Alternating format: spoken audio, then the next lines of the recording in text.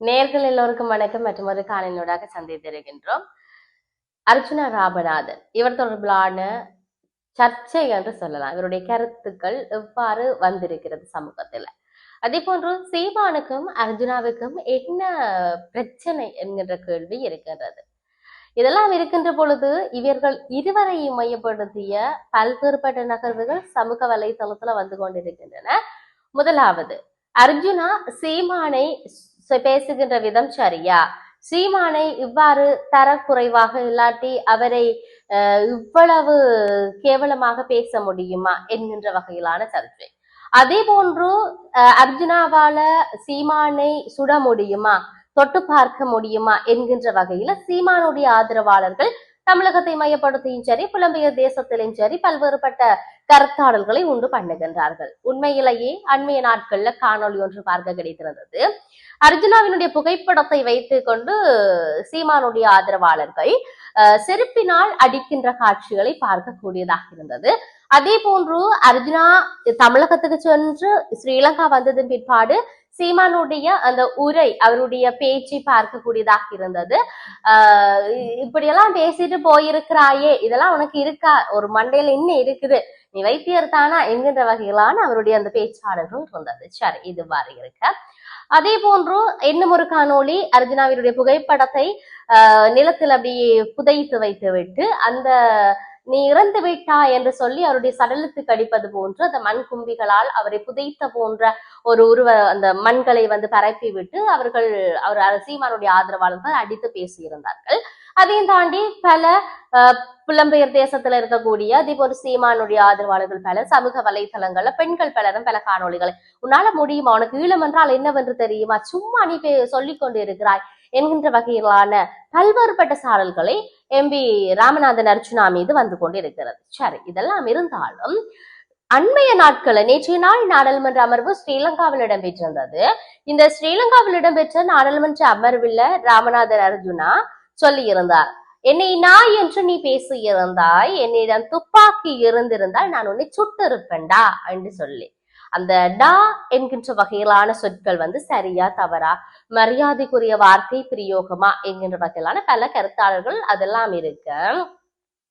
தன்னிடம் தமிழகத்துக்கு, அதாவது இன்னொரு நாட்டுக்கு வருவேன்னா நாங்கள் துப்பாக்கி எடுத்து வர முடியாது, அது கொண்டு வந்திருந்தா உனக்கு தெரிஞ்சிருக்கு நான் என்ன செய்திருப்பேன் என்கின்ற வகையிலான அவருடைய உரை இருந்தது. அவ்வாறு அர்ஜுனா எம்பியினுடையது என்று சொல்லுகிற பொழுது சட்டத்தரணி இன்னொரு விடயத்தை சொல்லி இருக்கின்றார். அதாவது சட்டத்தரணி உமாகரன் ராசையா ஒரு விடயத்தை சொல்லி இருக்கின்றார். நாடாளுமன்ற உறுப்பினர் ராமநாதன் அர்ஜுனாவுக்கு உத்தியோகபூர்வமாக வழங்கப்பட்ட துப்பாக்கியானது நீதிமன்றத்தினால் மீளப் பெறப்பட்டு வழக்கு இடம்பெற்று வருகின்ற நிலையில அவரிடம் மேலும் ஒரு சட்டவிரோத துப்பாக்கி இருக்கின்றது என சட்டத்தரணி உமாகரன் ராசையா சொல்லி இருக்கின்றார். யாழ்ப்பாணத்தில் இருக்கக்கூடிய அவரது அலுவலகத்தில் நடைபெற்ற ஊடகவியலாளர் சந்திப்புல தான் அவர் அந்த விடயத்தை சொல்லி இருக்கின்றார். கடந்த சில தினங்களுக்கு முன்னர் நாடாளுமன்ற உறுப்பினர் ராமநாதன் அர்ஜுனா நாடாளுமன்றத்தில் உரையாற்றும் போது தமிழக அரசியல் கட்சியின் தலைவர் சீமானை அச்சுறுத்தும் வகையில அல்லது கொலை மிரட்டல் விடுக்கும் வகையில கருத்துக்களை நாடாளுமன்றத்திலேயே சொல்லி இருந்த சுடுவண்டான்னு சொல்லி. அவ்வாறு இருக்கின்ற பொழுது இந்தியாவுக்கு வரும்போது துப்பாக்கி எடுத்து வர முடியுமாக இருந்திருந்தால் நான் கொண்டு வந்து உன்னை கொண்டிருப்பேன், ஆகவே யாழ்ப்பாணத்துக்கு சீமான் வந்தால் அவரை நான் சுடுவேன் என்ற விடயத்தை ஒரு நாடாளுமன்றத்துல சொல்லி இருக்கிறார். தானி பிரச்சனை ஒன்றுல பெண் ஒருவரிடம் துப்பாக்கி காட்டி அச்சுறுத்தி விடுத்திருக்கின்ற அந்த நிலையில உத்தியோகபூர்வமான துப்பாக்கியானது நீதிமன்றத்தினால கைப்பற்றப்பட்டிருக்கின்றதுக்கான சான்று பொருளாக்கப்பட்டு வழக்கு நடைபெற்று வருகின்றது என்ற விடயத்தை இங்கு சொல்லி இருக்கிறார்கள். ஆகவே இந்த அரசினுடைய காலத்துல பிழையான ஆயுத கலாச்சாரத்தை உருவாக்குகின்ற நபராக இவர் இருக்கின்றாரா என்ற கேள்வி இருக்கின்றது.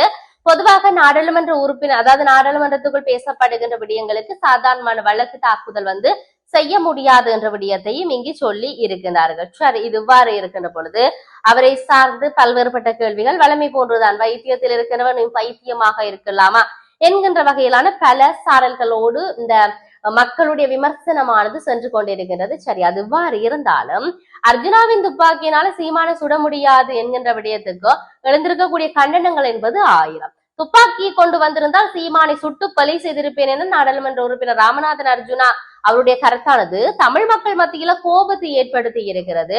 இந்த கருத்தை வன்மையாக கண்டித்த தமது தலைமுறை கட்சியினுடைய தலைவர் சிதம்பரம் கருணாநிதி இந்த பைத்தியக்காரர்களை எல்லாம் நாடாளுமன்றத்தில் அனுப்பாதீர்கள், நாடாளுமன்றத்துக்கு தெரிவு செய்யாதீங்க என்ற விடயத்தை அவர் சொல்லி இருக்கிறார். இந்த விடயத்தை ஒரு ஊடகத்துக்கு வழங்கிய நேர்காணல் அவர் சொல்லியிருப்பதை பார்க்கின்றோம். மத்திய மக்களை பேசுவதற்காக சீமானை சிலர் சில வேளை எப்படி கூறியிருக்கலாம். அது அவருடைய தனிப்பட்ட கருத்து என்ற விடயத்தையும் கருணாநிதி சிதம்பரம் சொல்லி இருக்கிறார். அவரால் சுடையெல்லாம் முடியாத ஒரு துப்பாக்கி மேல சீமான சுடவும் முடியாது என்ற விடயத்தை சொல்லி இருக்கின்றார்கள். ஆகவே சமூக வலைத்தளத்தை துறந்தாலே தற்பொழுது சீமான் அர்ஜுனாவினுடைய கருத்தாளர்கள் உண்மையிலேயே தமிழ் ஈழம் என்று பேசுகின்றார்கள். சற்று நாம் சிந்திக்க வேண்டியவர்களாக இருக்கின்றோம். தலைவன் என்று ஒரு விடயம் இருக்கின்றது. அதாவது தமிழ் ஈழத்தினுடைய தலைவர் யார், தலைவருடைய பிள்ளைகள் யார், அவர்களுடைய வரலாறு என்ன என்பது கூட இப்ப இருக்கிற இளம் சந்ததியினருக்கு தெரியாத நிலைப்பாடு இருக்கிறது. அதையும் தாண்டி அன்று போராளிகளாக இருந்தவர்களுடைய காலத்துல யார் யாரெல்லாம் தலைமை பொறுப்பேற்றிருந்த போராளிகள், யார் யாரெல்லாம் படைகளினுடைய தளபதியாக இருந்தார்கள் என்றது கூட எங்களுடைய இளம் சந்ததிகளுக்கு தெரியாத நிலை இருக்கின்ற பொழுது நானா நீயா என்று சொல்லி தலைவனையும் ஈழத்தையும் வைத்து அரசியல் செய்கின்ற இப்படிப்பட்ட பல அரசியல்வாதிகள் இருக்கின்றார்கள் என்பதில் எந்த விதமான மாற்று கருத்தும் இல்லை. இருப்பினும் நாங்கள் பொறுத்திருந்து பார்க்க வேண்டும். ஈழத்துல இவ்வாறான கருத்தாளர்கள் வந்தாலும் எது எப்படி இருந்தாலும் ஈழத்துக்காக வேண்டி என்ன செய்ய போகின்றார்கள் என்கின்ற கேள்வி இருக்கிறது. இருப்பினும் இந்த அர்ஜுனா சீமானுடைய பிரச்சனை எப்பொழுது ஓய போகின்றது, அரசு வகையான நடவடிக்கைகளை எடுக்க போகின்றது என்பதையெல்லாம் பொறுத்திருந்து பார்ப்போம். மற்றும் ஒரு பதிவினூடாக சந்திப்போம். வணக்கம்.